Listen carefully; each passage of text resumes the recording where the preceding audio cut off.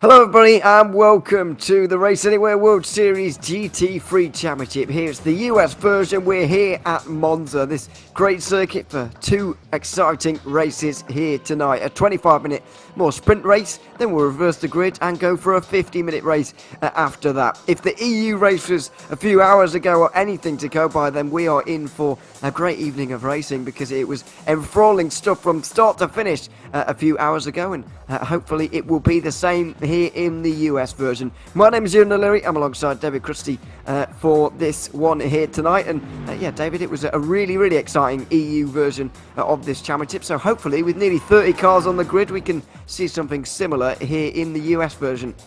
Wasn't it just, oh my goodness me, I was on the edge of my seat and I didn't even have to speak about it earlier on for the EU one. You and Zach did an amazing job earlier on, Ewan, but I've got to be honest, I've had a little bit too much energy drink if that is what is going to be happening tonight. I mean, seeing them coming down 3 wide towards turn 1, contact left, right and centre, and yet it wasn't like a dirty race, was it? It was firm but fair for the most part. Absolutely, it was a very fair race. Despite the all of the shenanigans, I guess that you could say, that went on throughout the day. Let's just take a look in the US version of just what the championship standings are looking like for the moment. Starting with the pros, of course.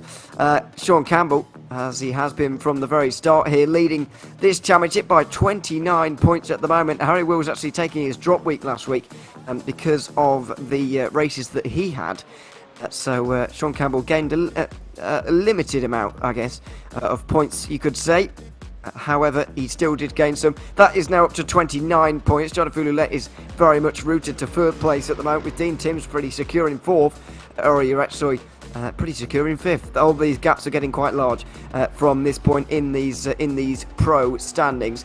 The same can't really be said for those AM standings. Fortunately for us, it looks like it's going to be going right down to the wire, because we've got Justin Delano leading by quite a few points at the moment. It's 39 points. However, after that, it is fairly close. Shreyas Venkataju is just in behind there, and he is in form. He's been winning quite a few races recently. Michael Fowler and Casey Metzger, Jeff Carollo, they're not too far back at the moment. Jeff Carollo, I know, 71 points back. However, you never know what can happen over the course of this season. So once again, like we see in the EU Championship, we're seeing the AM standings once again be possibly more closer, possibly more entertaining than those in the pros. But I mean, in here in the US side of this championship, we really are starting to see two championship leaders, very defined championship leaders, actually start to get away from the rest of the field, and that really applies to both championships at this stage. It really does, Ewan, and the one thing that kind of surprises me about this championship is the retention, the amount of drivers that are still in this championship late on in the season, and also, you know, it's not like we usually see where you've only got like one driver that's absolutely away with it. Fair enough, in EU you've got, like in Pro, you've got one or two, but there's still lots and lots of stuff to play for here. Even if you can't get for the top spot or whatever, there's still heated fights for, you know, second, third and fourth, so everything all rests on these last couple of rounds here, Ian. It certainly does. There's 4 rounds remaining, including the one here tonight. We're going to Nürburgring next week, and I have just been informed, by the way, that it will be the fast chicane that we're using, not the slower chicane at the GP layout there. And then we've got 2 American tracks to end off with. It's been mostly a European schedule so far, with if you take out the trip to Watkins Glen we had at round 3, but it will be an American ending to the championship with Sebring and Daytona. And I'm told that Daytona as well will be, or at least it says on the rules anyway, that will be in the darkness in inverted commas, I suppose, because it never gets too dark around there. Because of the floodlights, obviously, around that oval, but either way, it will be. We'll have the sun going down on our season in the darkness here at Daytona in just a few weeks' time. It's not long to go until we get to that point now, and there's a lot of stuff to sort out between now and then for these guys. But it does seem like a great place to have a championship finale, and if there's any circuit that you can really compare to Monza in the way that it races, I guess Daytona is exactly that, because Monza has so much slipstreaming opportunity, and Daytona will have exactly that as well. Completely biased, but I am a massive fan of Daytona. It's one of the first endurance race tracks that I'd raced here on the iRacing platform, and I've done so many laps of it, I know it off by heart. It is just such a wonderful challenge for a driver. The combination of the bank turns, that wonderful technical infield section of it, it's fast, it's flowing, really enjoyable, and at night time as well, there's something special about it, because it just feels amazing, Ewan. Yeah, it's fun to watch races there, I've got to say. I don't like driving it that much, but but it is fun to watch races there. There's no doubt about that. Let's just get into the race then, shall we, here at Monza before we go any further. And we'll get to the grid when it's available as well. But you won't be too surprised to find out who's on first and second. I can tell you that for free, because it's been a familiar story throughout this season. There's no doubt about that. It was a qualifying session that pretty much ran to form. We do squeeze up this schedule the way we run this now. It's been a development over the last week or so. So things run a little bit quicker and a little bit smoother than maybe what we had in the previous. The qualifying session happens closer to when we come to you live and bring you race one here. So that maybe gives the drivers, or keeps the drivers a little bit fresher than they might otherwise be. In these sessions, they're not particularly long for them to wait. The grid just forming up now, and here we go. We'll quickly go through the grid. So Sean Campbell is on pole, as I said, no surprise there. Harry Wills in second, with Jonathan Roulette in third, where he has been a lot of the season. Dean Timms in a familiar place as well. Dan Tenorio makes the top five. He's alongside Chase Wilson, with Moraes in that. That's Mateus Moraes in that 7th place alongside Kai DL. Then we've got Kyle Boss and Jeremy Littleton running out the top 10. Oh, you're actually just outside the top 10 there with Taylor Lane as well in that 12th place. And Reece Newburn in 13th. And then we get to the AM guys. It's Shreyas Venkataraji in first alongside Casey Metzger, Daniel Florea, John Trainer and Fabian Potts round out the top 5. Then it's Justin Delano just outside of that with Braden Melling and James Hebb. Blumenkrantz, Carollo, Neubauer, Plaisance, Casey, Hewson, Hewitt, Fowler and Boschel round out your grid, with Metzger actually starting from the pit lane. I know we ran through him there on that order. Casey Metzger will have to start from the pit lane if indeed he's going to be taking this start at all. So we've been able to get through that grid rather quickly, I understand, but it is going to be a frantic and very fast race indeed as well. It's difficult to get away at this circuit. There's not really long stretches of corners where you can really pull out a margin, as there is at pretty much every other racetrack that exists. There's lots of straights to keep things very close with the slipstream of these cars, and it is going to be an exciting one. We've already seen Campbell and Wills go head to head tonight. We're going to see it again here in the US Championship. We get underway on the start finish straight, as Sean Campbell at least, who's waiting to get us underway right now, in control of the field. He's going to make them wait until nearly the start finish line, until he does go. And Harry Wills is going to have to try and respond, although he's not going to be able to get on terms.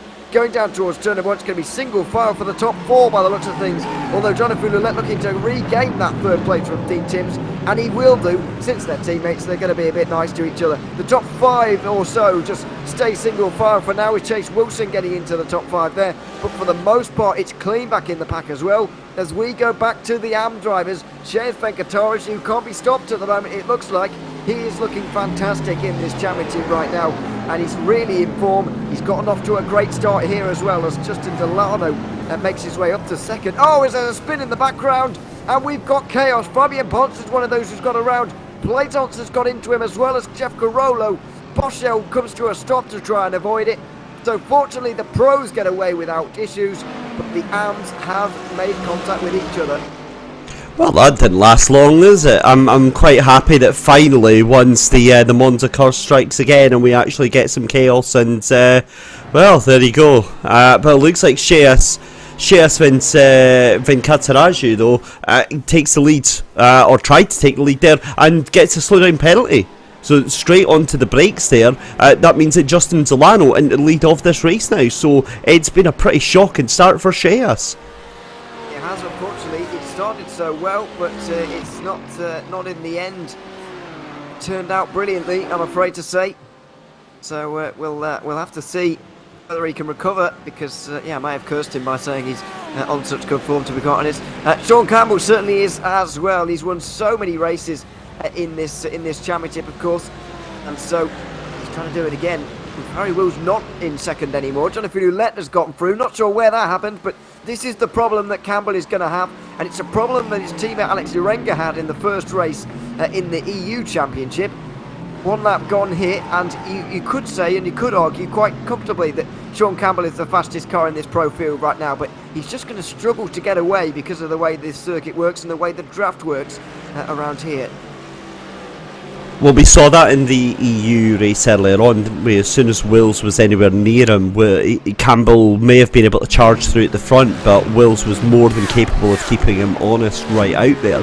So the issue is Wills is going to want to get past Roulette as quickly as he possibly can. But one thing that you mentioned on the EU broadcast that we've seen time and time and time again from Harry Wills, he's so aggressive with the car, but it gets about 10 laps in and the car just screams it off and ends up throwing a tantrum. Yeah, it is a shame sometimes, especially when Wills obviously is in great places, great positions. He did have a great start to the season, really. But has slowly tailed off just a little bit more, especially in these first races for some reasons. Justin Delano makes his way through and he's in the lead here. Daniel Florea, by the way, in second place in the McLaren. Now that's going to be a difficult car to get through on, because not only is it fast in a straight line anyway, but he might have trimmed it out and it may be almost impossible to get through on, as this is what happened into turn 1, lap 1. Fabian Ponce was the one who got turned around. I think that's Plaisance on his inside. Just dive it in relatively hard. Oh, there wasn't much contact there at all, but it had real big consequences. And in the end, a lot of the drivers will have gotten damage from that one. I think that's Jeff Carollo in the Ferrari getting involved as well on the outside. Charles Bosco came to a complete standstill to avoid it as well, as Venkatarajan makes his way down the inside of James Hebb, because Daniel Florea, for some reason, is miles behind all of a sudden. Not sure what happened to him at all.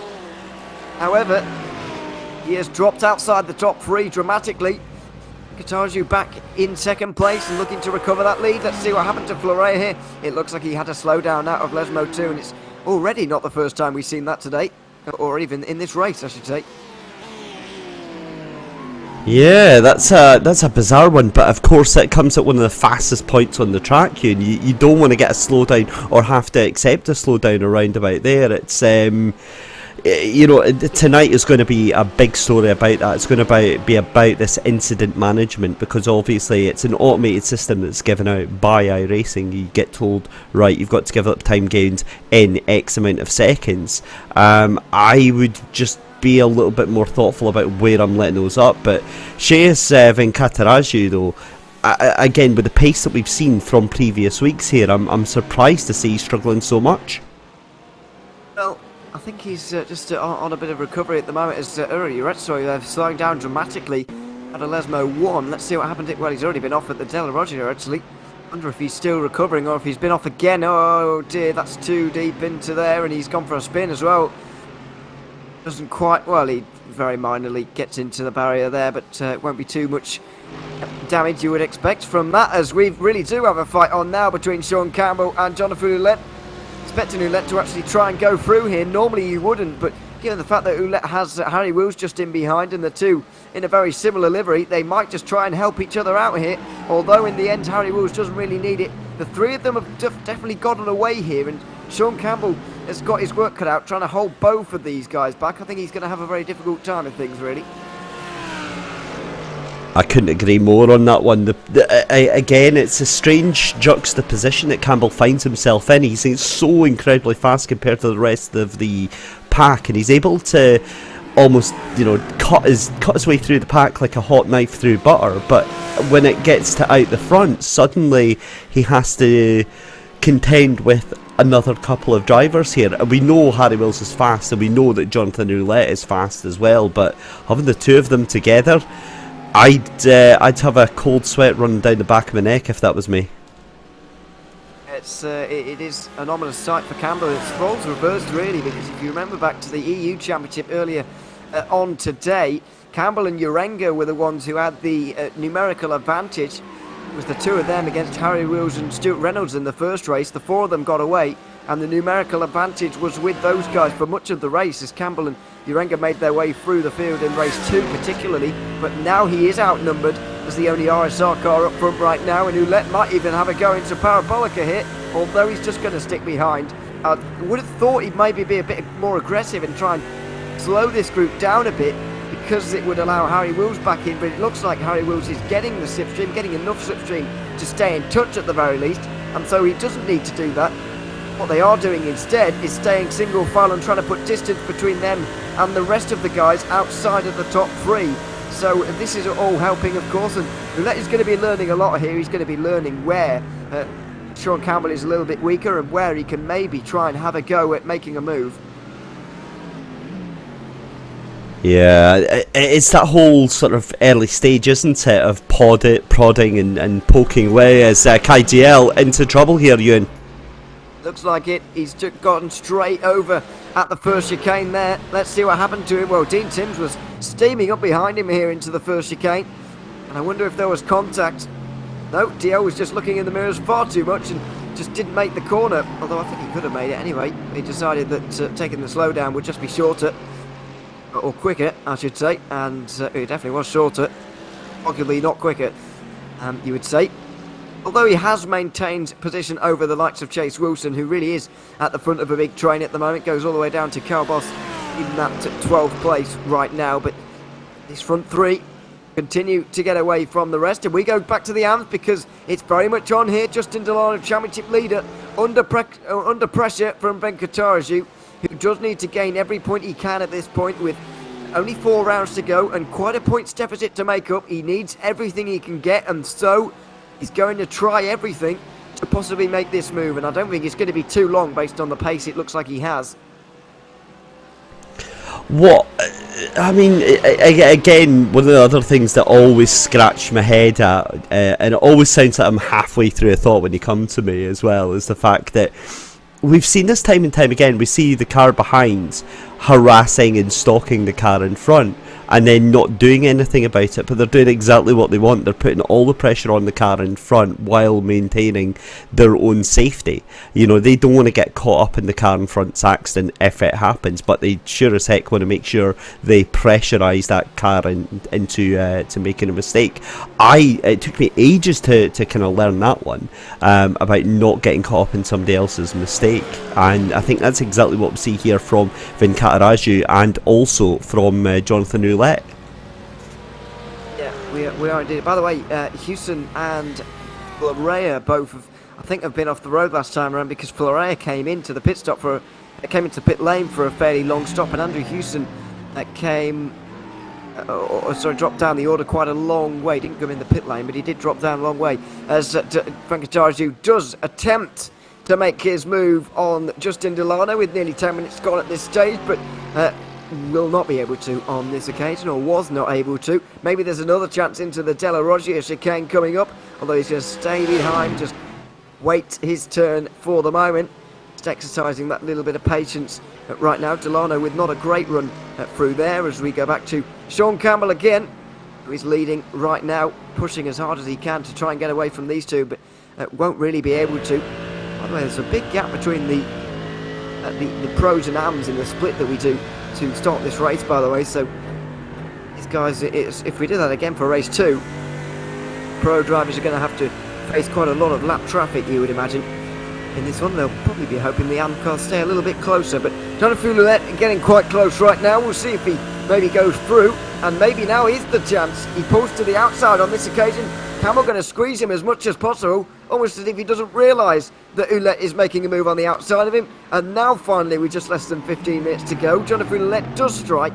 So he was waiting his turn, waiting a little while, and now he's decided the moment is to strike. And so Sean Campbell now is in a bit of a sandwich here, and it's going to be interesting to see what he does.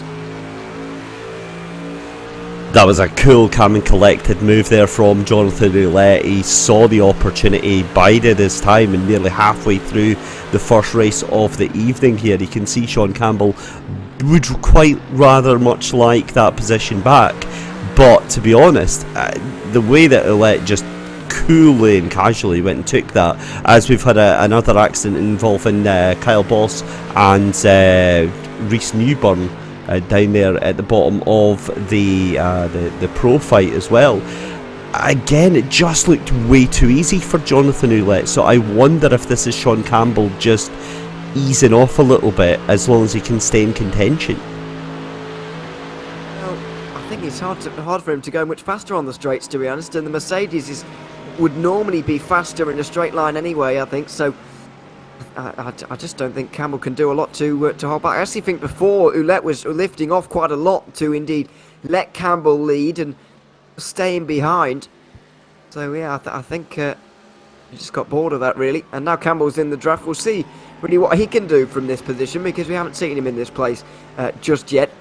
The guys get their way around and towards the line again. We reach half distance in the race, 7 laps complete and 7 to go, you would imagine at this stage.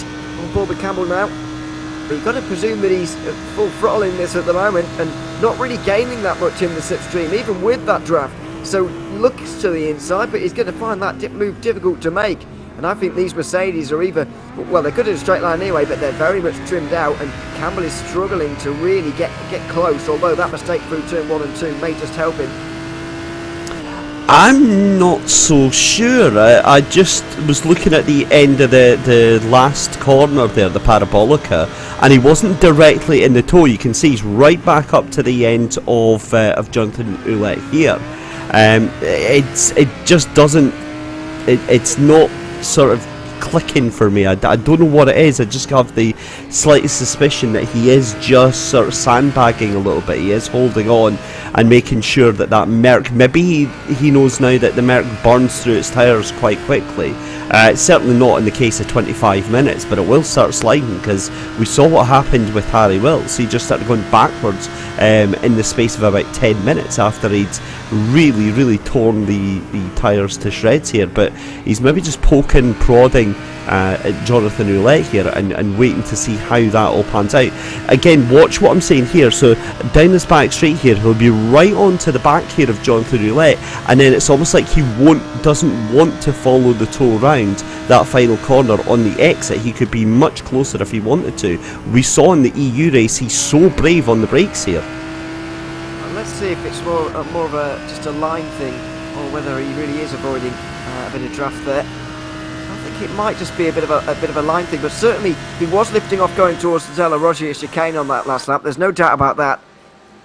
But then again, you don't really want to make moves there very often. Campbell now pulls out of line. Is it possible to defend from R.A.W.S? Surely not. Wills does go to the outside line, and they will go side by side. The two championship leaders wide from Jonathan Ouellette there, which doesn't help the situation. And so Sean Campbell is going to go round the outside of both of them in the end, into turn 2, and he's going to retake the lead around Curva Grande by the looks of things. With Ouellette looking to squeeze back into line, he will do. R.A.W.S will make his way to the outside line. Ouellette goes in the grass trying to find a way through on Sean Campbell, who's on the inside line now himself, who's going to get pushed into the R.A.W.S chicane and even go a little bit wide. They all come out the other side all fine, but that was all very close indeed, with Sean Campbell almost inheriting the race lead there. I'm sorry, what just happened there? I feel like I blinked and missed about 25 seconds of action on there. Suddenly now we've got Sean Campbell back up at the front, and as if you could ever get a race lead handed to you on a silver platter. Jonathan Ouellette on his knees with a plate going, here you go sir, have this race victory just for you. That's it. I just, it was an unforced error going into that first corner there. R.A.W.S is just being R.A.W.S and just absolutely sending it at every opportunity he can. God love him for it. It makes our job certainly a lot more entertaining, but I've got no idea what happened there. Up the inside. Very nearly up the inside there from Jonathan Ouellette. He nearly sent it completely. Sean Campbell was unbothered and unmoved, although still, despite taking a tighter line on the way in, he's still got a better exit as well.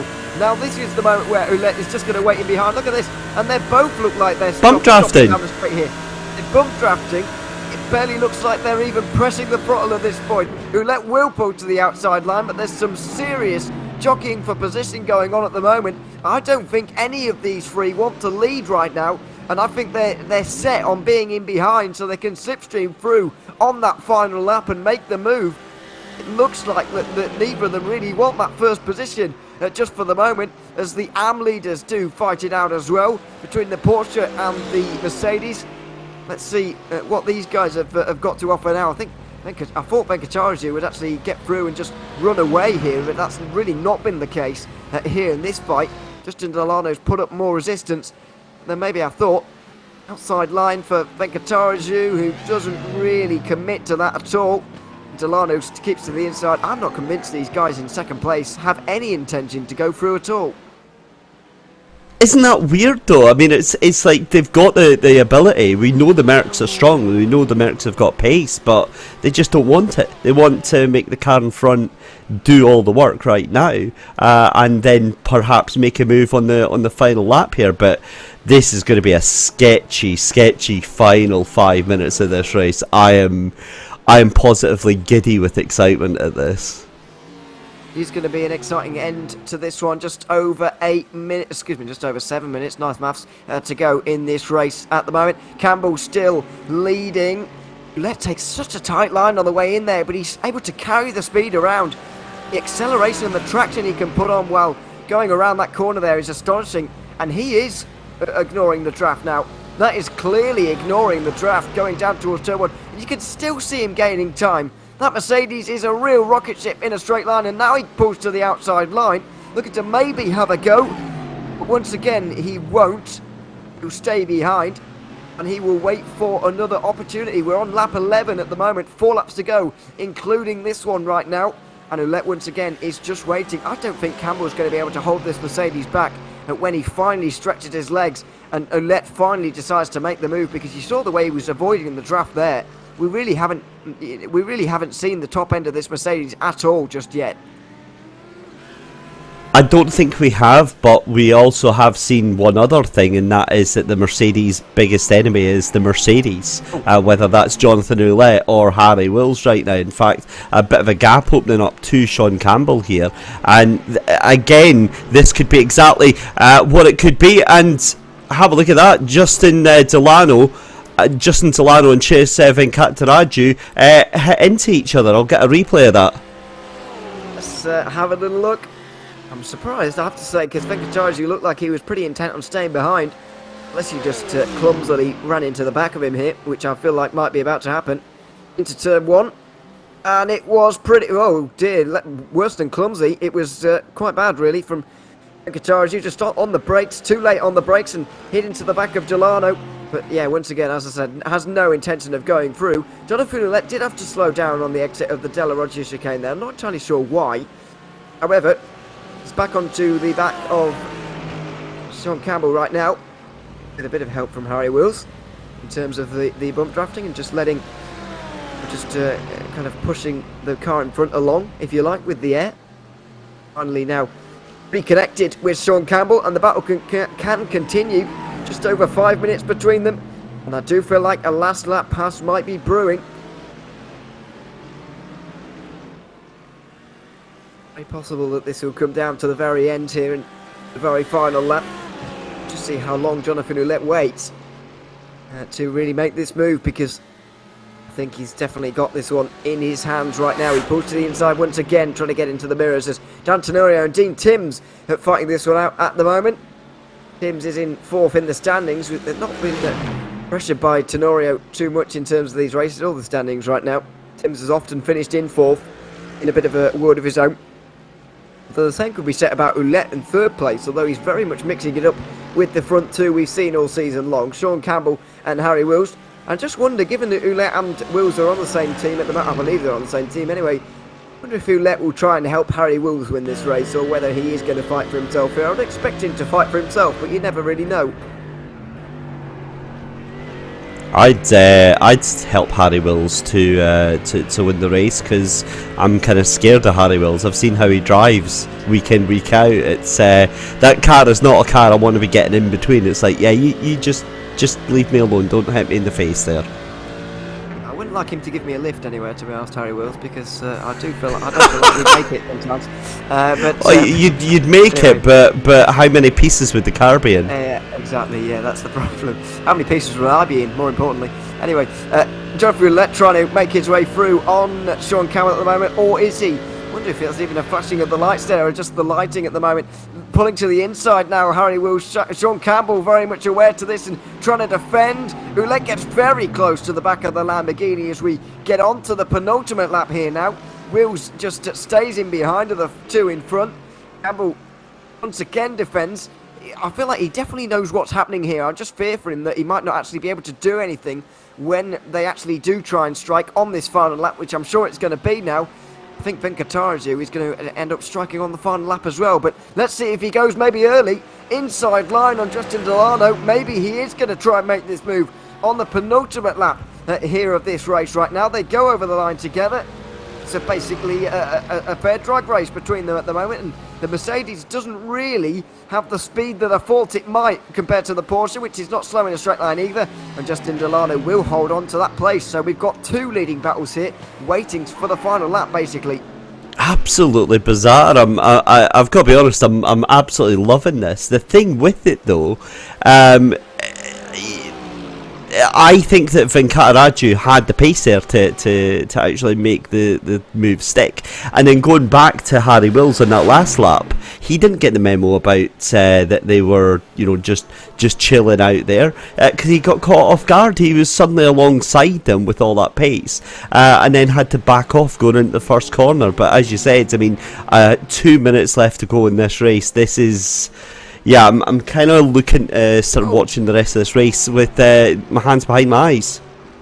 Absolutely. The guys at the front come over the line for one last time, and this is going to be, or the second last time I should say, and it's side by side between Jonathan Ouellette and Sean Campbell. Now is the moment to strike. It's the final lap, and so now he's going to do it. He nearly gets his car all the way through, and Sean Campbell flashes the lights. He gets back down the inside. He's going to try and get a better run off of the exit, with R.A.W.S. going to try and get involved here as well. They're going to go around Curva Grande, and goodness knows what's going to happen into the second chicane, because the three of them are going to be so close together. Sean Campbell just decides not to take the slipstream, instead the shorter line through the corner, and that allows him to get alongside Ouellette, who's defending again, but he's got the straight line speed to cover off Sean Campbell, who will once again try and get the better run through the De La Rocha chicane, and up the inside into the Lesmos. He's got his nose alongside, he dives it in there, but he can't quite do it, can he? Ouellette's around the outside. He's going to retain the place, with R.A.W.S. just watching on from behind at the moment.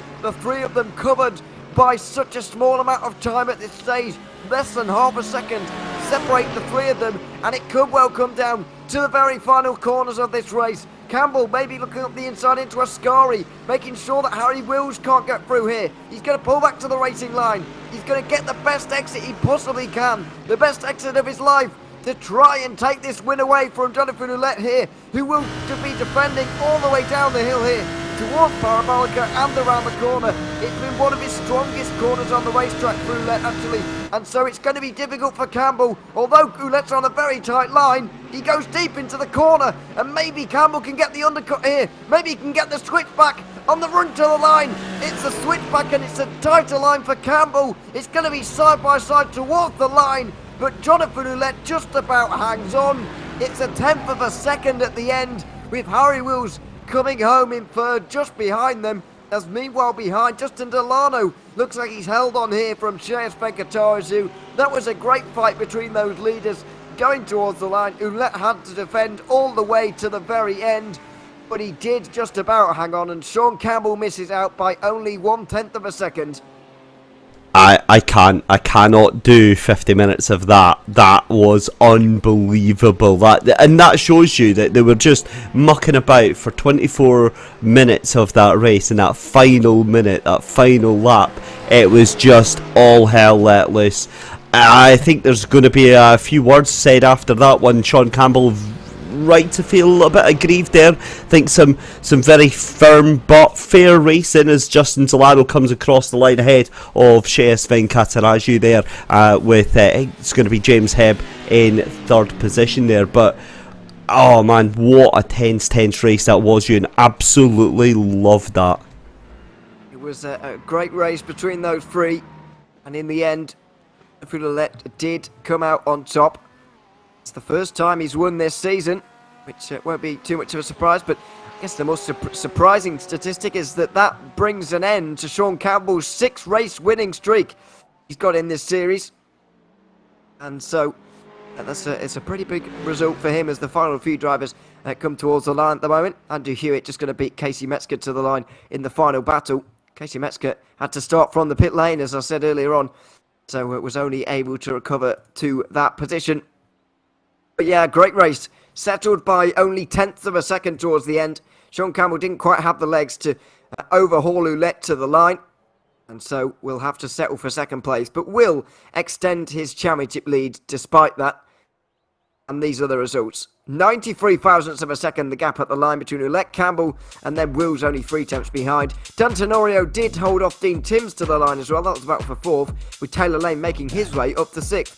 DL also gained places, Cardio into 7th, just ahead of Jeremy Littleton and... just ahead of Chase Wilson and Jeremy Littleton and Moraes as well. Carl Boss, Reese Neuben and R.A.W.S all failed to get to the finish. I'm afraid R.A.W.S didn't complete 50% and so probably won't get the benefit of the reverse grid either. Justin Delano extends his championship lead in AM with a victory here ahead of Shreyas Venkatarasu. James Hebb also on the podium. Braden Merling 4th ahead of John Trainer. Eric Blumenkrantz came in just behind him, with Drew Neubauer holding off Michael Fowler and Fabian Ponce for 7th. Tom Casey rounded out the top 10 with Jeff Carollo in 11th. Matthew Plaisance, after that lap 1 incident, was in 12th. Andrew Hewitt and Casey Metzger battled to the line and they finished 13th and 14th, with Daniel Florea 1 lap down after a pit stop. Andrew Hewson also had to make one. Charles Boschel will not be able to benefit from the reverse grid, having not completed 50% of that race. Well, it was 25 minutes and 14 laps of fantastic action here in the US Championship. We've got a 50-minute race coming up with a reverse grid as well, so make sure you stick around. We'll be back in a few moments' time for that. For now, though, we're going to be taking a quick break. We'll be back very shortly.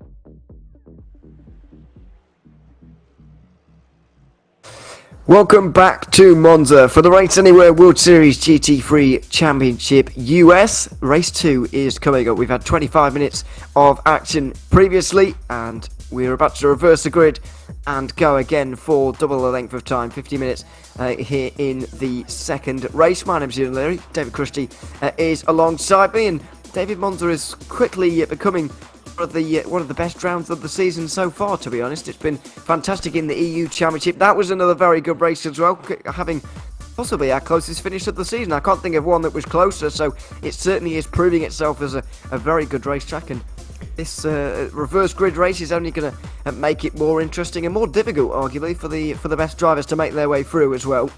Oh, come on, that was outrageous fun, wasn't it? I loved every single minute of that race one. Obviously, it's a double-length race. We get 50 minutes. They've got to do a mandatory pit stop, and from what we saw in the EU race, timing of that is absolutely everything. We saw a few drivers that were towards maybe, the back of the grids, maybe not where they wanted to be. They ended up trying to pit earlier. It didn't necessarily work out for them, but again, it's so many different variables getting thrown in with this second race. Also, Sean Campbell in the driver's chat was clarifying he wasn't lifting at all. So, it must have just been then the three of them were absolutely on it for every single part of it. In fact, actually, no, I don't think it was. I don't think it was Sean Campbell, because Sean was in the Lambo. It was the Mercs behind him that just didn't seem like they wanted to try and take that lead right until that final lap there. So, again, it makes sense with race 1 in EU, because the Mercs just looked very, very fast, but the Lamborghinis seemed to be quite dominant early on. They were catching so quickly at one point, the Mercedes there, that I actually thought Sean Campbell was lifting off down the straight, as I said at the time, but he clarified he wasn't, and that the Mercedes is just very, very fast in a straight line, but also that he put a bit more, he's using a bit more downforce. I'm not sure whether that's more than, whether he means more than recommended or more than in the EU Championship, deciding to make that a bit of adjustment. However, He does, just said a little bit more downforce than otherwise. Let's have a look at the standings after that, indeed, and it's not too much change at the top, only that Sean Campbell added another 2 points to his lead over R.A.W.S. It's now at 31 points. Jonathan Lett did gain on the both of them, but ever so slightly in this one. The guys mostly finishing where they should have done, with the exception of R.A.W.S, who didn't score any points there, and Chase Wilson will gain on him massively. Now the gap between those two, only 2 points in the battle for 5th in the pro standings.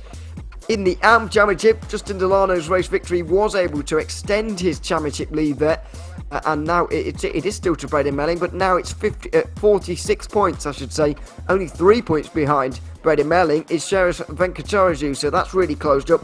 Michael Fowler and Katie Metzger and Jeff Carollo with James Hebb all still very close because of James Hebb's third place there. Daniel Florea just losing touch ever so slightly, as is a few Plaisance and Fabian Ponce due to their results and their incidents indeed in that particular race there.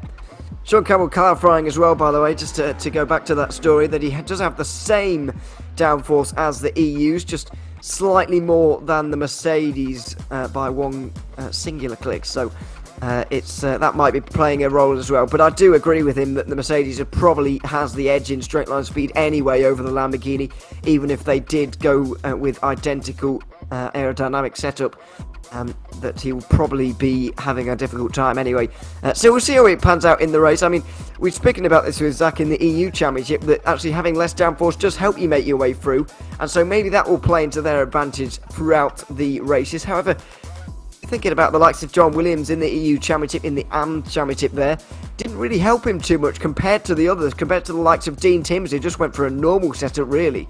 So, I mean, it may not play into effect, but I'm sure Campbell will be absolutely fine in terms of making his way through the field, because he generally is in these races, generally pretty good at it.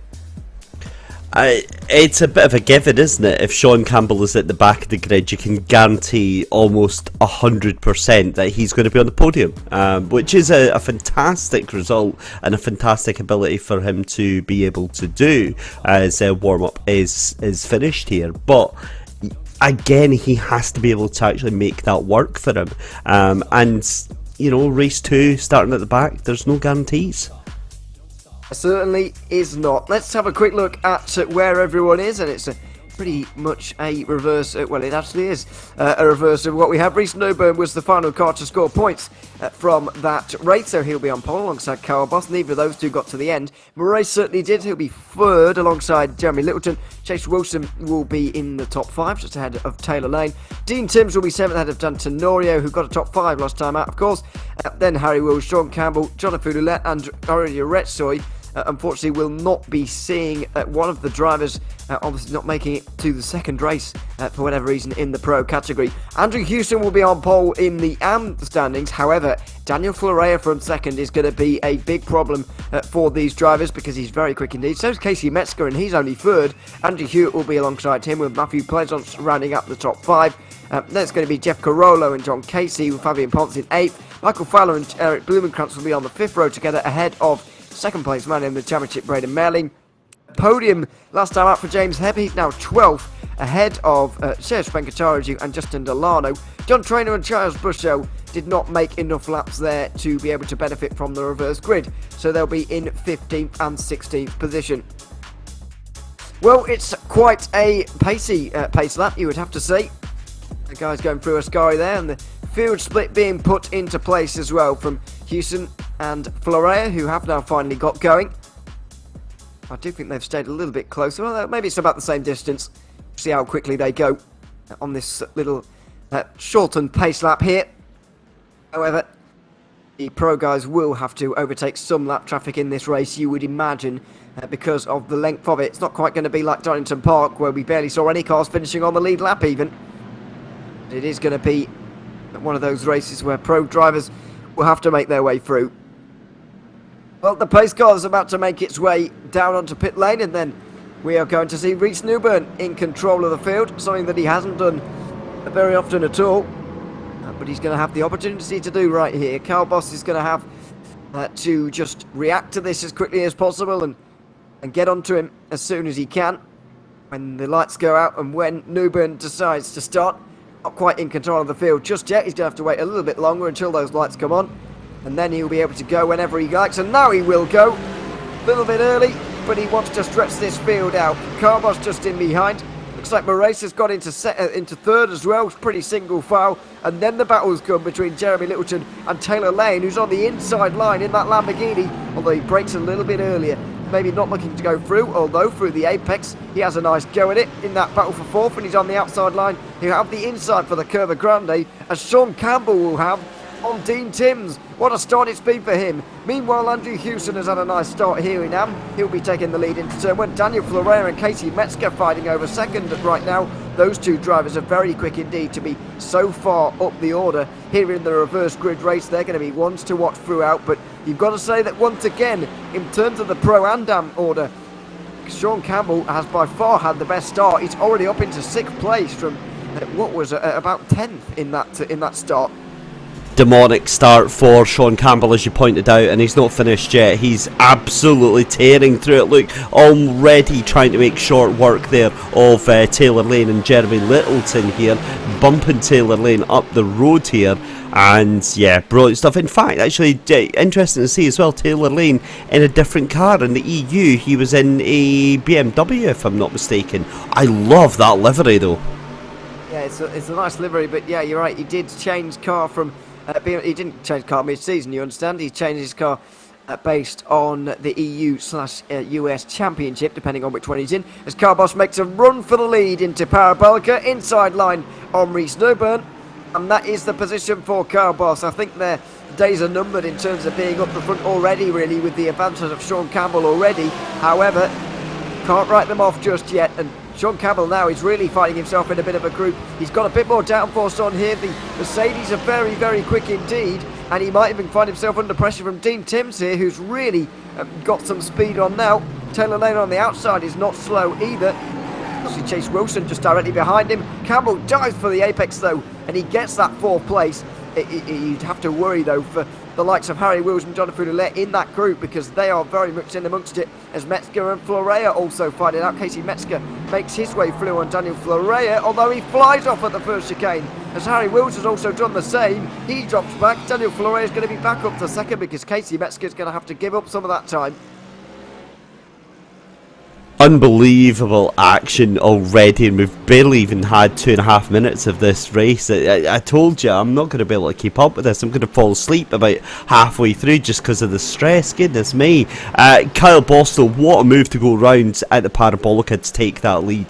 That was just beautiful, beautiful stuff. And to be honest, we were so distracted by Sean Campbell. I'm going to have my work cut out for me trying to keep an eye on what on earth is actually going on here, because there's about 15 different battles going on at the same time here, Ewan. There certainly is. There is a lot going on, but it is the reverse grid race, and that's what you expect as R.A.W.S makes his way down the inside of R.A.W.S, who for some reason is a little bit off colour today.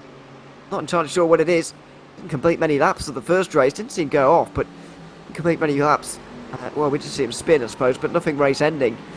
But yeah, he's really struggling.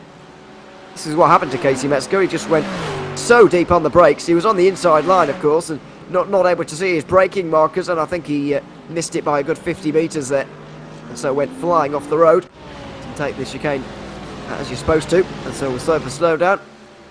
Sean Campbell homes in on those top 3 positions. Race is going to be next, and it's going to be Newburn and Carboss as well. Get the feeling that Sean Campbell could well be in the lead of this race with barely 10 minutes gone here. He's making remarkable progress.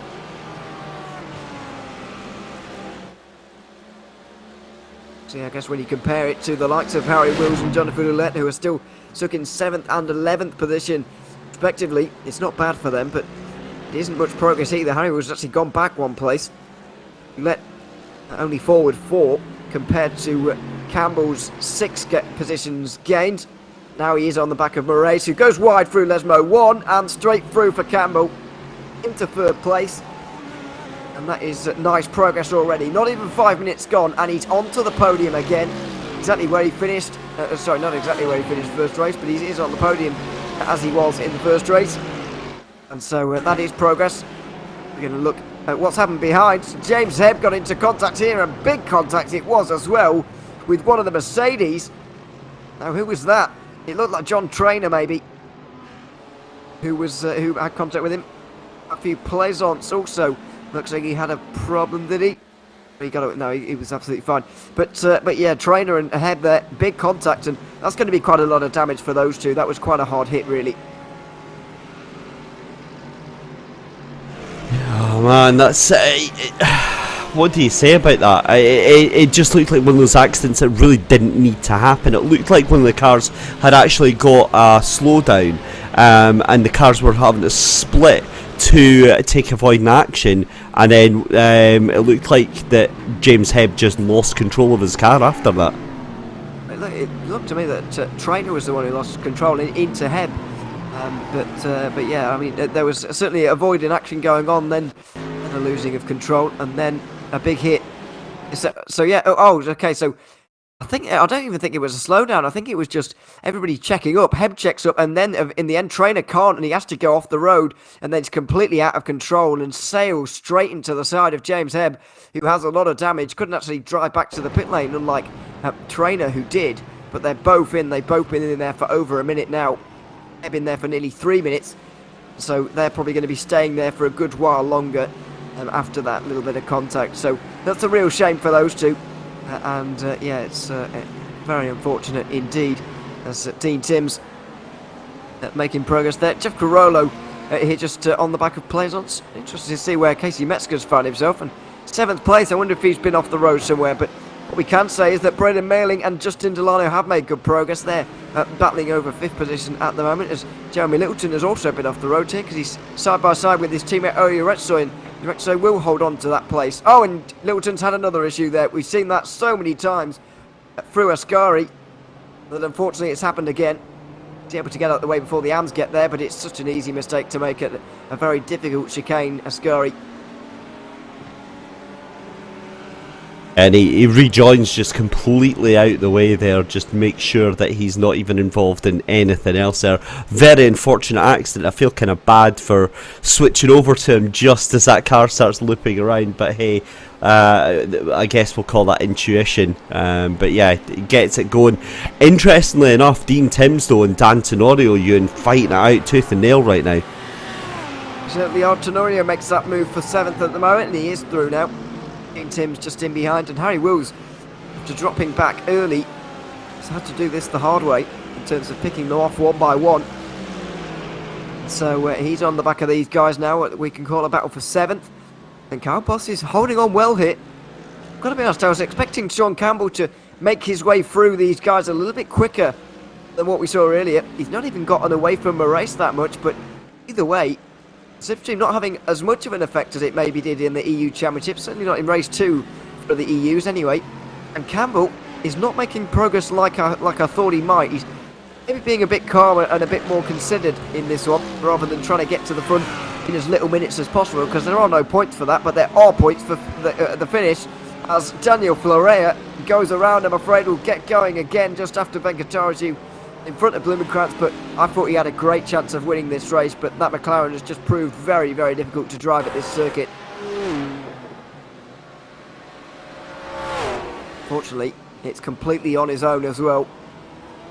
It's entirely just goes for a spin, and I wonder if he's trying to trim that McLaren out so much that he's just made it too difficult to drive here, because it's such a strong car at this circuit.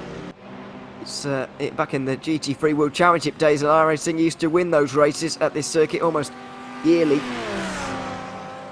It's more predictable than what date Christmas is on, but unfortunately for Florea, he's not been able to replicate that success, and Charles Bushell, I'm afraid, has had to go back to pit lane as well after that spin. Just see him in behind there, the battle's going on. Plaisance holding back Jeff Carollo at the moment, but we also see in Pro, Harry Wills making a move there. He's up through on Dean Timms. Race is getting overtaken here by Chase Wilson, and Jonathan Fouillette finally stretching his legs a little bit and making some progress, although he's not been able to follow Sean Campbell through, and in my opinion that's what he needed to do here. He started, of course, one place behind Sean Campbell, and he would have made his life a lot easier if he would have just followed him through here on these positions. However, he's not been able to do that. Easier said than done, of course, but he's not been able to do that. So now he's also doing it like Harry Wills, having to do it the hard way. Up the inside at Lesmo too, that's difficult. Oh dear, and a bit of a squeeze around the outside for Moraes, who does just himself through there. And Sean Campbell will make a move on Reece Newburn as well, by the looks of things. Zolette makes his move as well into 5th place. There it is. Into Ascari, it's wide for the BMW, and now Wills is going to take advantage. You don't see this very often. Side by side through the last part of Ascari, and Moraes able to hang on to the BMW that really did get out of shape there. But he will continue on. Dan Tenorio will also get through, and Dean Timms will want to as well. He's looking up the inside, but he won't be making a move. Moraes will stay on the inside line. It looks like he's going to hold on for now, but you get the feeling that all of those Mercedes are going to make their way through, as Sean Campbell did on Reece Newburn here. We didn't see that one, of course, but I can't imagine it was too difficult of a move for him to be able to make. Got through rather nicely in the end, really. As we look at a replay here of it, he was up the inside into Ascari. Newburn tried to squeeze him to make him take a narrow line there, but it really didn't work out, and in the end had to just ease off towards the end. And he's had to just relinquish that position now, and Sean Campbell is up a place into 2nd. the battle for 5th does start to peter out as well, because all of them have gotten through on the race almost. Although he has hung on ahead of Tenorio and Timms.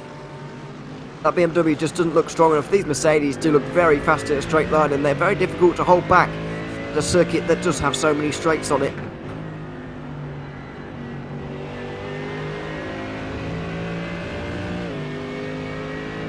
There's not a lot you can do, as we saw with Sean Campbell in race 1 actually. I don't think there's many situations where he could have actually won that race. He just did all he could, but that was it really. We go back to the AM drivers, which are really fighting it out now. Justin Delano's involved there with Merling and Venkataraju. That's the top 3 in the championship, 5th, 6th and 7th. In the right order as well. But not where they want to be. Houston's getting a really nice lead here now. This group is getting quite big. Blazons and Corolla have been able to get away from it. But 3 championship contenders very much involved in it now as Venkataraju makes his way down the inside of Merling into the Ascari chicane. Corolla did the same, but Venkataraju was a lot more successful. Brendan Merling had to give up that place. We go back to the pros. Yeah, Brendan Merling had to give up that place to Venkataraju, and he's given up one to Jeremy Littleton as well, although that was a pro car getting through on him, so that won't bother him too much. Tenorio does make his way down the inside of Moraes, who will try and hang on. Oh, and there was Netco there. You could see that from a mile away. You can be sure that Tenorio is not going to be pleased about it, and tempers might just start to rise between those guys now as they make their way through the Curva Grande. Or maybe they'll realise it was Netcode and be a bit more careful with each other. Let's see. Take a tour of the Del Rogia chicane. Oh, it's very close.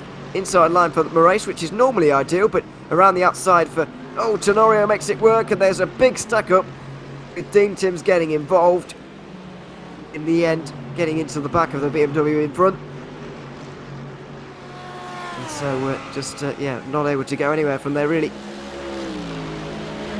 Battle for 4th just going on at the moment. It doesn't seem like too much of a battle. They do seem to be helping each other out once again to try and get towards Sean Campbell, which is not a bad idea. Jeff Carollo has now finally made his way through on Matthew Pleasance. It's allowed Metzger, Delano and Venkataraju to close in there. It's all getting very close in the AM category right now. But we can't say that yeah, here it is. Pleasance now getting overtaken by Metzger. Looking on the outside line of Ascari, possibly. Delano just waiting in behind. Elling has lost quite a bit of time here, but Pleasance on the inside line breaks early, lets them through. Delano and Venkataraju looking to make progress as much as possible, because those guys are championship contenders, of course, looking to make progress.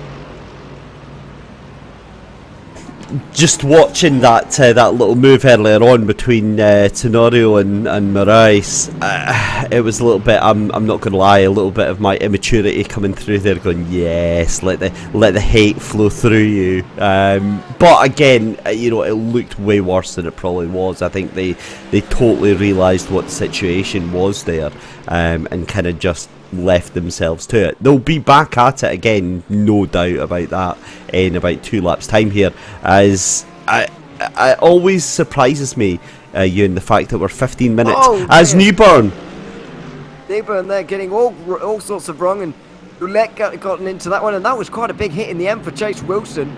I think Harry Wills might have gotten involved as well. In the end, none of them went off, and none of them have got any visible damage either from it, but that is somewhat of a miracle. Have, or at least one of them has gotten through now, as the race now will finally let another position go now to Dean Timms, who squeezed him out of road slightly. The race probably has the right to feel a bit aggrieved by that one, but either way, through Lesmo 2, Timms is through as Metzger goes off the road, and I think I'm not sure whether he was rejoining actually from just going over the chicane there. Either way, he was in a fight with Jeff Carollo. Certainly seems to be quite quick, just Casey Metzger, but he's had a couple of incidents, and there was certainly one of those at turn number 1. That's the second time this race we've seen him go off at the first chicane.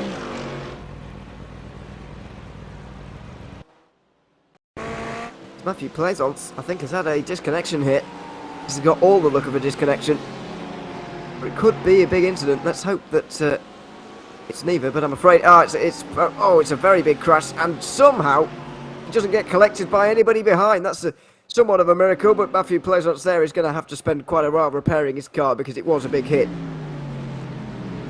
I do believe you, and that is what the kids nowadays call an F. He hit that barrier very, very hard indeed, and yeah, it's gonna be pretty much game over for him, which is not too great. 15 minutes into a 50-minute race here, but you know, it's you got to roll with the punches, unfortunately. But I mean, this pro battle that we've got right now is absolutely mega. But the AM battle is just so interesting. Carolo, Delano and Venkata all separated by about 0.8 of a second. And there is championship implications there in terms of positions as well, because Delano is starting to just take control of the AM championship. Venkata trying to wrestle that control from him, or at least throw it a little bit more up into the air. So that's where the real intrigue is here. It's all allowing Andrew Houston as well, of course, on his first race, I believe, in the US Championship to get away. Oh, it's Delano who has a big slide there. I wonder if he went around entirely. Oh, very nearly. Dear me, he's all out of shape, and Venkata is going to get through. Wow, Delano, he will have his heart in his mouth at the moment. I did hear from him after the race, actually, saying that his heart was in his mouth through the final laps of that race when Venkata was really applying the pressure, and that one more lap might have just been the end of him. But on this occasion, didn't even need to get to the end of the race. We're approaching half distance, and Delano got all out of shape here. It wasn't on the grass. I think it was slightly on the curb, but just too fast on the way in. A great save through the first part. Then Venkata gets all over the back of him. Then his obviously rear tyres are quite warm, and he spins them up on the exit of the Della Roggia chicane. He did two really pretty good saves there, did Justin Delano, and he really needed to as well, because going around would lose him a whole host of positions in the way this is. Look at all the cars behind him in this shot. Yeah, I could do that with my eyes closed. You know, I'm such a talented sim racing driver. Joking aside, like, that takes a lot of work to be able to do that, to be able to understand exactly what is going wrong with the car, and to instinctively just put your foot in and restabilise the car in such a quick fashion. Huge moment there for him to have. But yeah, brilliant skill there, and brilliant intuition to save that moment happening, or developing even further than it already did. Absolutely. Marcel Lane makes his first pit stop of the day, and it's I think it's a scheduled one. Let's see. Well, it's going for 30 seconds now, so maybe not. He's dropped all the way to the back of the running AM cars now as well. James Hebb is the last running car. You see, actually John Trainer actually last in the overall and last running car at the moment. Yeah, this is a long stop for Taylor Lane. Not sure what happened to him. However, he has had to make a longer pit stop here before the halfway mark, and that is not great news for him at all, I'm afraid. Dries Newburn is on the defensive once again from Chase Wilson. Although the battle's in pro, trying to get a lot more spread out here.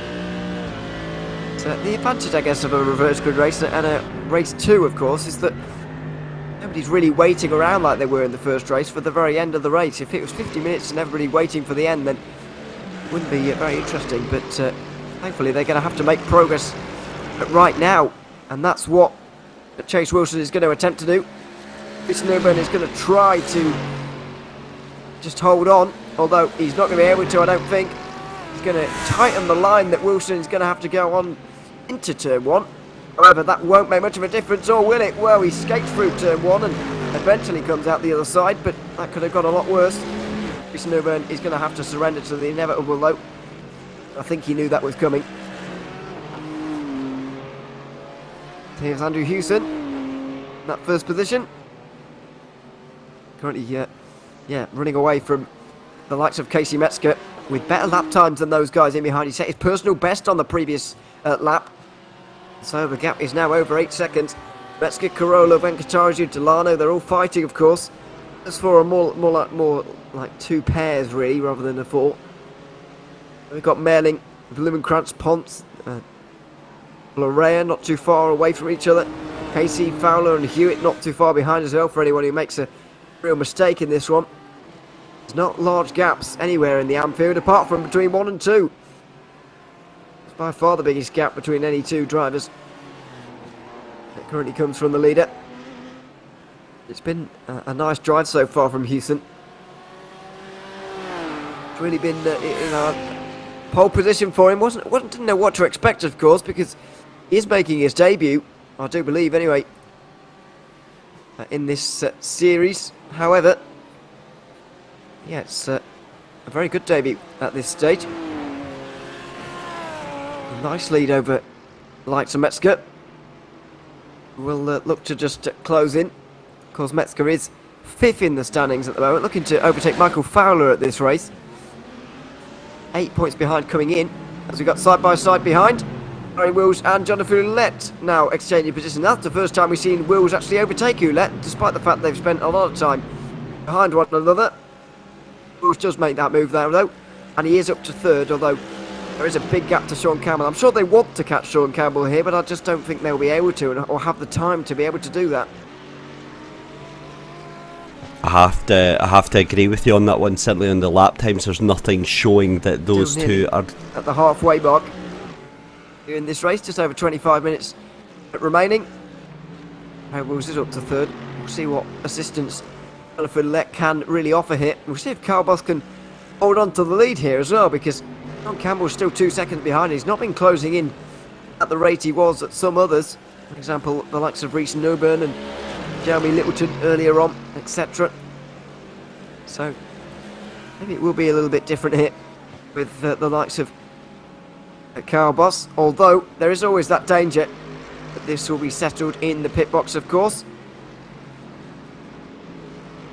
The pit strategy will come into effect here, although I have to say, especially compared to the EU Championship, we really haven't seen very much in terms of pack racing, in terms of drafting, especially in the pros, and because of that we won't have seen too much fuel saving. So the games that were going on a little bit in the EU Championship that we heard from R.A.W.S at the end of that race, they won't really have been going on here in this race, because guys obviously will have not really had the draft to save fuel on, so it will change a little bit.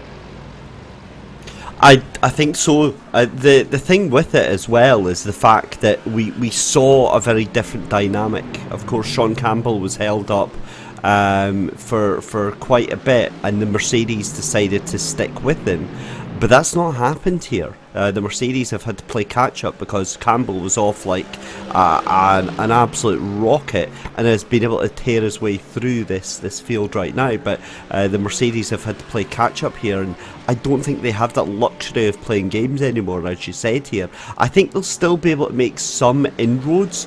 They're catching by about maybe 2-3 tenths of seconds per lap, but given that gap is now what looks to be about 7.5 seconds, that is a really comfortable buffer that Sean Campbell has built up, but he's still not catching up onto our leader Kyle Busch. So maybe that Lamborghini is going to have to play a little bit of damage limitation tonight.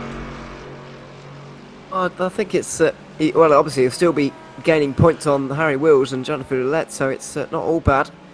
But he may have to go 2 races now without a race victory, and that really would be a surprise. The last time, and the only time, he didn't win either race in this one was at at Spa, where he had a pretty big disaster really. 5th place in race 1 wasn't bad, but it's low by his standards, and didn't score any points in the second race. So that was it. That is obviously his drop round, and he'll do well to score lower than that in any round really, which is not a great thing because it means he doesn't have any safety net to fall back on throughout these races. So yeah, that's not great news. But either way, this is what you the kind of the most you could liken to a train in the pro standings. In AM, things are a bit closer, especially between Venkatarazu, Carollo, Delano, and Littleton. Even though Littleton is a pro driver, I know, but he's still involved anyway. And there they are. This is what you can more liken to a train, I suppose. But we're not really seeing that in pro. Much more like in AM, where we may see some pit stop games. Although it does seem like, especially the leaders, those who have come from the back, they do seem to have been pushing most of, if not all of the time, really, in these races. So in that situation, it's very difficult to save fuel as well. So I'm not sure what games will be going on here either, really. And as we approach the pit stop phase, with nearly half an hour gone now in this race. Well, I'm wondering if there's going to be any games played at all, because we heard from Sean during that first race that he was just pushing all the time. So I wonder if it's just a case of they're absolutely going for it because they have to. They can't afford to kind of They can't afford to kind of play the games that the AMs were playing and the pros were playing in the EU lot here. We're watching Shes Venkataraju here, currently in that final podium position right now. Jeff Carollo hot on his heels here. In your opinion, Ewan, if it was you and you were wanting to get the best result you could, maybe not necessarily a win, what would you do if you were in this group here? Would you push to be in the front and see what else you could do, or would you just happily sit for the next 10-15 minutes? It does depend on the pace here, and depends what's going on. Depends also what the other guys in the group want, because they might want to fight really hard here, and and then you haven't really got a choice. You can't organise them yourself. It's very difficult to do that.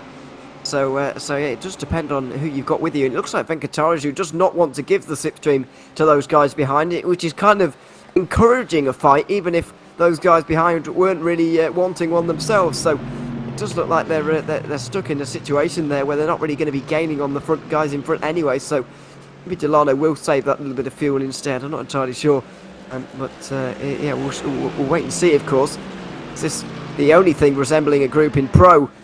Begins to extend out. Chase Wilson looks fast enough to hold off Newburn, Tenorio and Timms look like they've got a bit of an agreement going on at the moment, but they're not quick enough to catch Newburn very quickly right now or make any moves on him. So it's a bit of a stalemate at the moment in this battle for 5th place. And maybe here as well. Wills and Ouellette all together, and they are working together as well. You'd expect them to be able to be stronger at least together. As well, Jeff Carollo has been into the wall big time here because that engine is gone. And I'm surprised that car's still moving. He needs to be very careful rejoining like this. Oh my goodness. Daniel Florea had to take an unideal line there. Thankfully everybody else is going to be okay. But that car has been into the wall very hard, and he's very nearly... well, that suspension is finished, and that car is finished. Jeff Carollo from 3rd place. He dead. Well, he done. Where has Houston gone as well? Houston has also gone, but he's made his first pit stop, so that's all okay. Houston has made his pit stop from the lead, interestingly. Made his pit stop from the lead in clean air, which is a bizarre one, but we'll get to that in a moment. Jeff Carollo just getting onto the gravel there, and did he get help from Delano? Oh, there was contact, but Delano didn't instigate that. It was just contact between the two of them. Delano may have damage, but Carollo certainly has a bit more. Who knew that you lose traction going in the gravel? I'm really, really angry at that rejoin. That was very, very, very, very, very bad, although the car is absolutely destroyed and wrecked.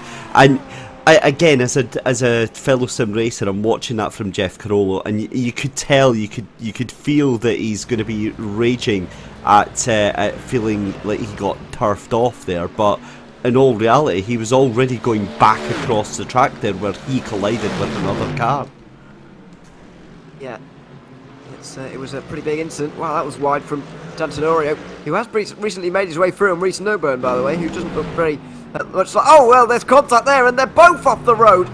Well, that is bizarre. Tenorio gets shoved off slightly and goes off the road at Desmo 1. Then Newburn gets into the grass himself and gets into the wall as well. Newburn back to the pit lane from there. He's got damage to the car after making contact with the wall. Timms makes his way through on both of them. It's an innocent bit of contact here, really, that really had quite disastrous consequences.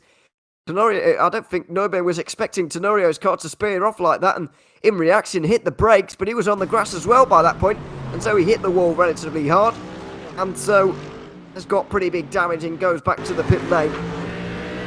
Here it is for onboard Tenorio. He was revving out in 2nd gear for some bizarre reason. Not sure why he was doing that, but did he miss a gear shift? And that was what happened. He got caught out. The car behind him unexpectedly caught right up to him. That's what it sounds like. Yeah, it looks like Newburn. That would make sense actually, because that would reason with why Newburn's or contact actually made more difference than he thought it was going to, which kind of explains his reaction.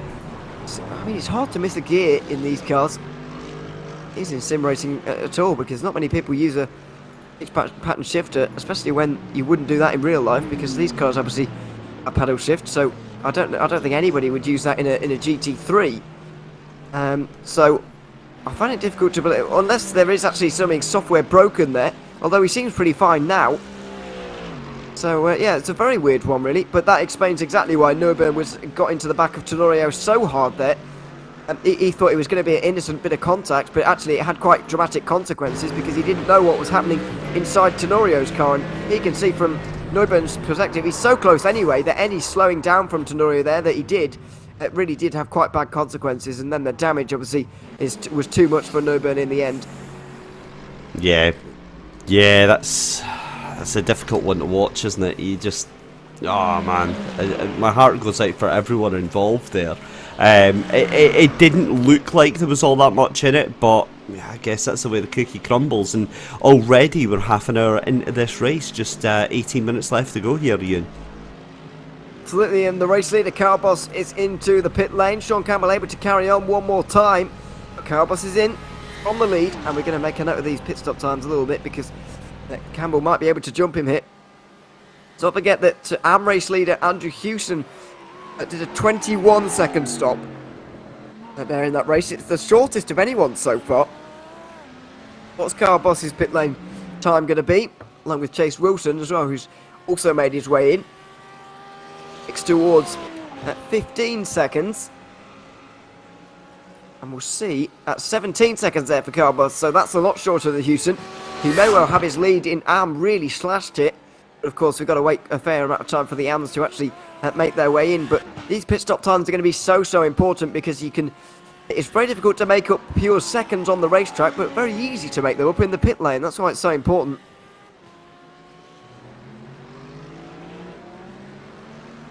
I'm going to get an idea here with Braden Melling and Blumenkrantz both into the pit lane.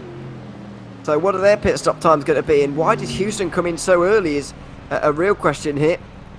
He's already made his way back up to 18th in the overall standings, which is quite high up, really, for an AM driver to be, having made his pit stop.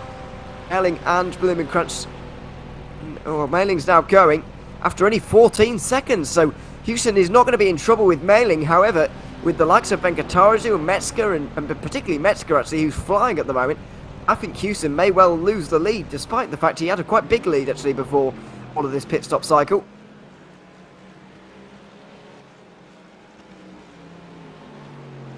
Let's go, having problems of his own there. Sean Campbell comes into the pit lane. You can be sure now that these guys are reaching their limit with regards to fuel now, and so they're going to have to make their way in, and Wills and Ouellette do exactly that. So let's see with R.A.W.S and Sean Campbell what the difference will be. R.A.W.S has got a 3-second longer stop than some of those in AM. Or one of those in AM.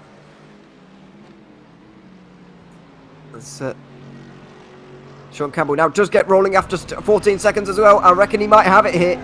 He makes his way out. Gap was less than 2 seconds beforehand. R.A.W.S is making his way down the pit lane now. Campbell is already going. He's already getting up to speed, and he has done this in the pit stop cycle. Campbell able to perfect this in terms of the amount of fuel to put in. And as long as he has got enough fuel in that car to get to the end at a good pace, then he should be able to hold off R.A.W.S, because he was reading him before, and he should be able to hold on to this lead. It's looking like a fairly good day in the end for Sean Campbell, despite the fact his 6-race winning streak is going to come to an end. He is still going to take a second and a first, which is not bad from an evening's driving, as Fabian Ponce is going to take the lead here. Now, where's Hewson going to be? Because Ponce is the only driver to have not pitted in AM now. Venkatarazu already going.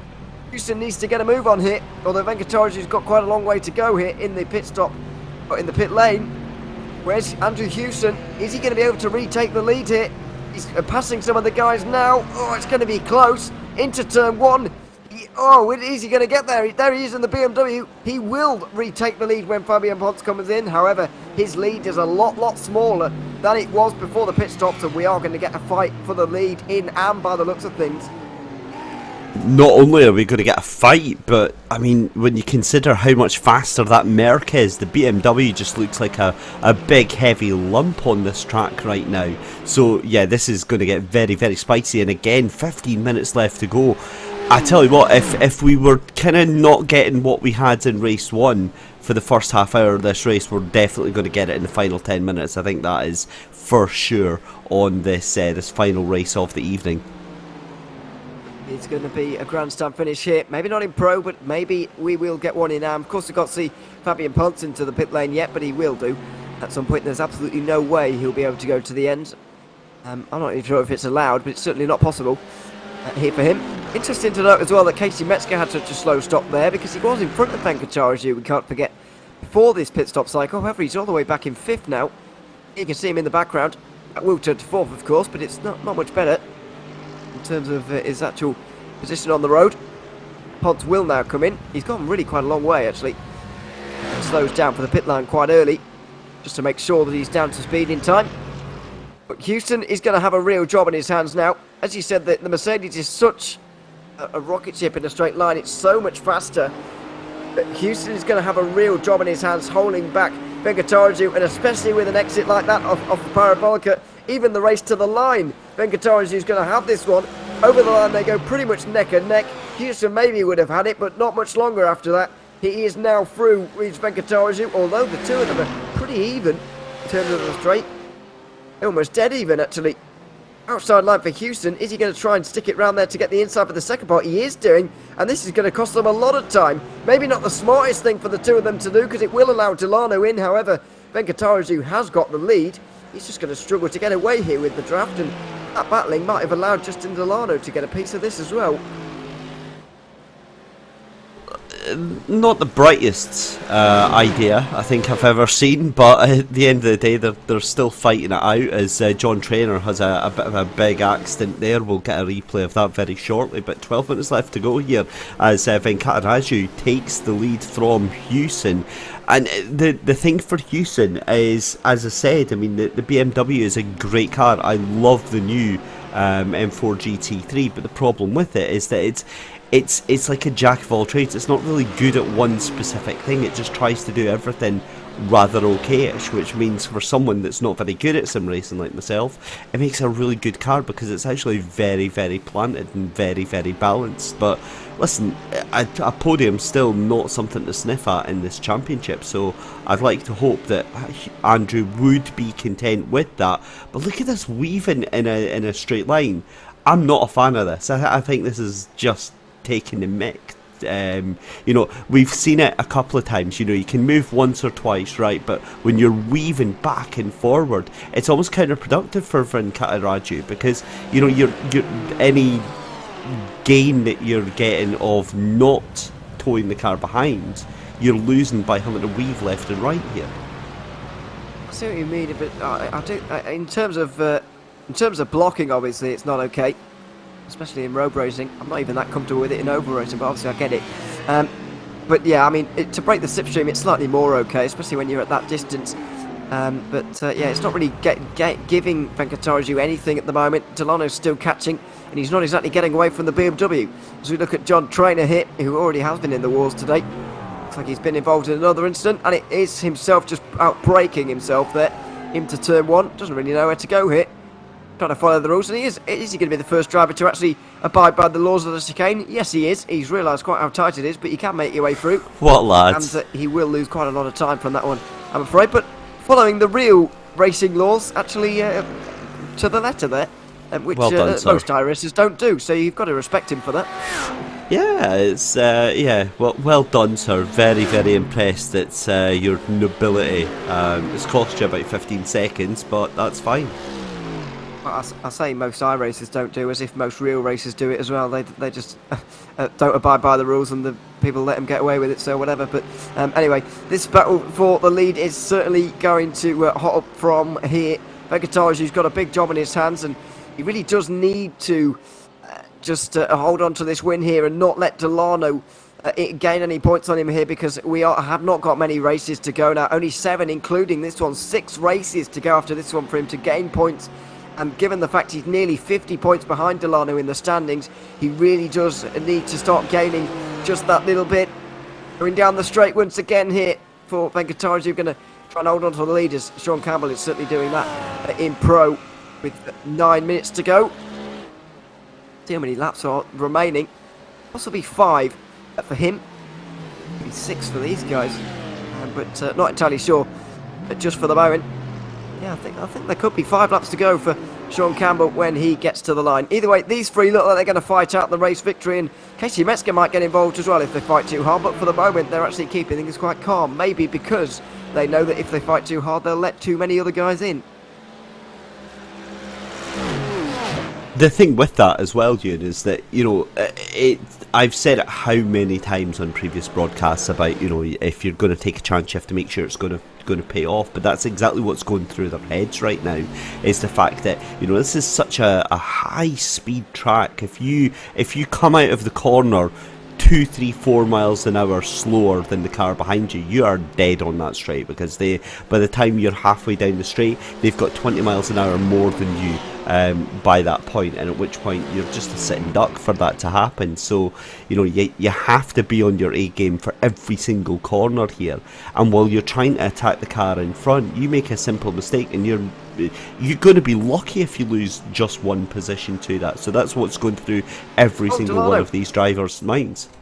Delano's been off at Ascari. It's just a spin by the looks of things. No damage from what we can see from here. But Justin Delano has made that leading group a group of 2 now, as he drops back due to this spin. Let's see what happened. Well, that's him recovering. I might have got the wall, actually. He tried to recover nicely, and he did actually do so in the end. I'm pretty convinced it was at least a half spin, maybe similar to what we saw him have at the De La Roggia chicane earlier on in this race. I'm pretty convinced he went off. This is his sort of half attempt to move into turn 1. But later on in the lap, he really did have problems. It wasn't a full spin, I don't think, but certainly did lose a lot of time. And now he's under pressure from Brayden Merling and Fabian Potts. Well, not Fabian Potts, excuse me, it's Jeremy Littleton just in behind, so a pro driver doesn't matter too much. But Brayden Merling will want to gain points on him as well, of course, because Merling is second in the standings going into today. He's going to be losing the way that it's going right now, with Venkatarazu currently gaining those points on him, but he'll want to gain points on Delano as well. So, yeah, there could be a difficult final few minutes of this race coming up for the championship leader. Very bizarre situation. I'm very curious as to what happened there with Delano, but again drops him outside of the top 3. I think Casey Metzger is going to be very happy with that recovery drive, getting into that third place there. But you said it just after the end of the first race, I think, Ewan, or while we were during the break, where you said about how, you know, it can look so well for you during a race, and then during the final 10-15 minutes it just all escalates so quickly and your day suddenly absolutely ruined. Yeah, it's a good day can turn into a bad one very quickly, there's no doubt about that. There's with 5.5 minutes to go, Venkatarazu maybe now has dropped Andrew Hewson, who will be denied a race victory quite possibly here. Venkatarazu may well end up with another one. Tyrrells drops to 4th here. Ouellette has got the measure of him now. Sean Campbell is going to put more points into him here. Oh, is this going to be 3 laps to go or not, is the question. I think it is, by the looks of things. So 3 to go for Campbell. It's going to be a 28 lap race, and that's no surprise really. Pace is high enough for that to happen. But it would have to be very, very high for it to be 29 laps, of course. Obviously with the pit stop involved. Less than 5 minutes to go. Campbell goes over the line. He's got nearly 4 seconds of a lead, and he looks like he's going to take another race victory here as we go back to Brayden Merling trying to make his way through on Justin Delano, but I think he's going to struggle now. That looked like a bit of a mistake at the De La Roggia chicane, and that gap is quite big with the amount of time we have remaining.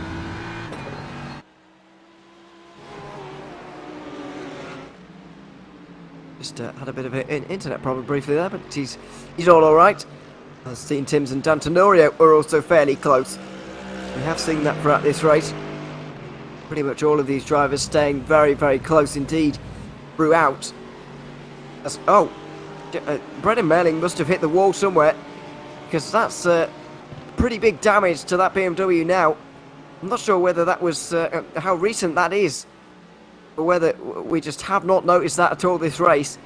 It looks to me like there's damage there. You can see the front right fender is just pushed in slightly, and the whole bodywork there just slightly rearranged.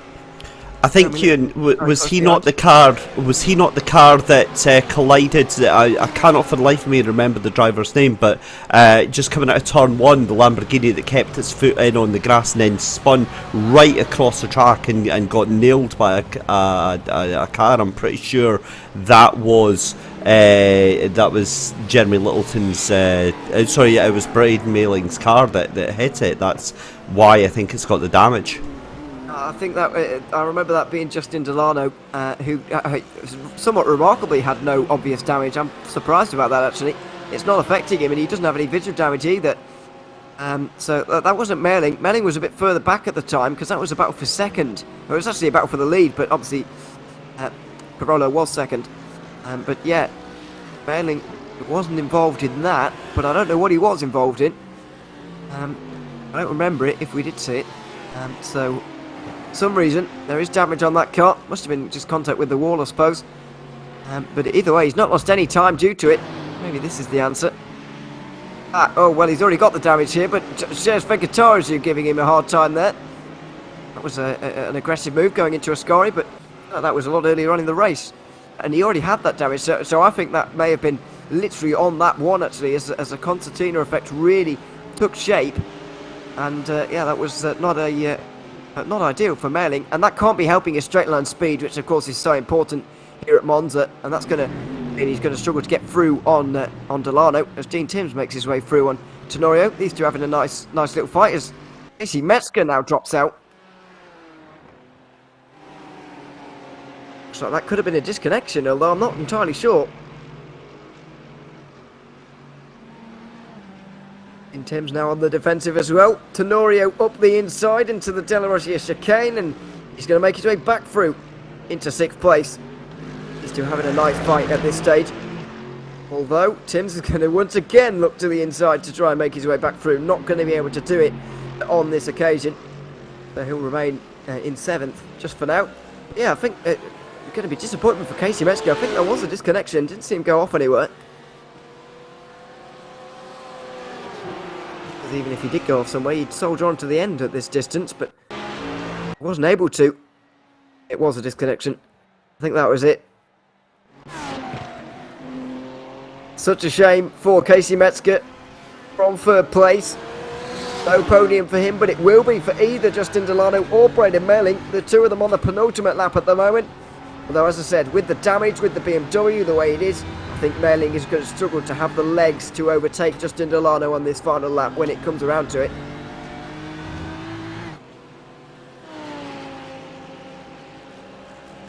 Meanwhile, though, Sean Campbell out front right now.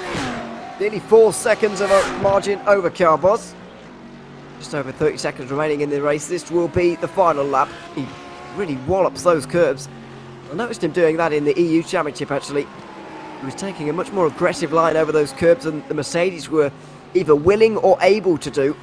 And he was in battles with Harry Wills and the like at that EU Championship. Really willing to monster it over the curbs. So we're once again going to see it at Ascari as he puts a lap on another one of these drivers. Looks like that's James Hebb, actually. 7 laps down now on Sean Campbell, about to be 8. He obviously went on that and had that big incident earlier on in the race. So his 3rd place in race 1 won't be backed up, unfortunately.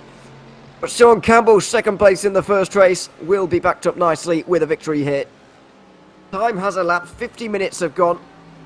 And Sean Campbell has made his way through on the final car he'll have to overtake today. He's come from 10th place in the starting grid to 1st at the end. The 2nd race here at Monza will go to Sean Campbell in the Race Anywhere World Series GT3 Championship US edition. Carboz 2nd, with Jonathan Roulette holding on for 3rd by the looks of things. In the AM category, it looks like it's going to be Venkatarasu, but will it be Justin Delano or Braden Mailing? Well, Jeremy Littleton has gotten through on Mailing here on this final lap, and so that's going to put a block between himself and that 3rd place by the looks of things. Andrew Houston, unfortunately, has just lost the back of Venkatarasu here in the final few moments. We thought we were going to get a grandstand finish between some of these drivers. in the AM Championship just towards the end here, but we're not going to get that. Venkatarazu was able to break the slipstream, which pretty much no other driver has really been able to do. He did it to Houston there. He did it to the likes of Delano and Merling as well. And he's going to take a victory here. He'll gain 8 points back on Justin Delano. He'll bring that margin in the championship down by quite a bit here. It'll go from 49 points to, 49 points to 41. He's still got a lot of work to do over the final 3 rounds. Venkatarazu wins here at Monza with Houston second, and Delano will come home third, just ahead of Braden Merling there, who will miss out. Not by ending up on the lead lap, but all of them ending up very close. Daniel Fleury is going to have to hold on here from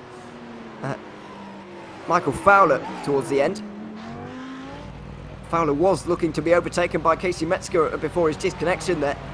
But unfortunately, for Metzger, he will only get 11th in this race. And Fowler will once again gain points and get away from him a little bit in the standings. That is it though, everybody has come across the line here at Monza.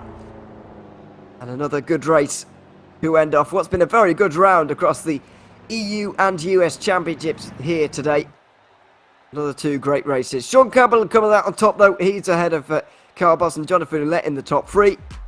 Chase Wilson 4th, ahead of Dan Tenorio, who had to battle with Dean Timms for 5th. Harry Wills ended up 7th because of a late penalty by the looks of things. So Sean Campbell's championship advantage will only increase. Sorry, recovers from a difficult race 1 to finish 8th. Jeremy Littleton had a difficult race too, to be fair to him. He finishes 9th. Reece Newburn will get the points for 10th place, but didn't see the finish.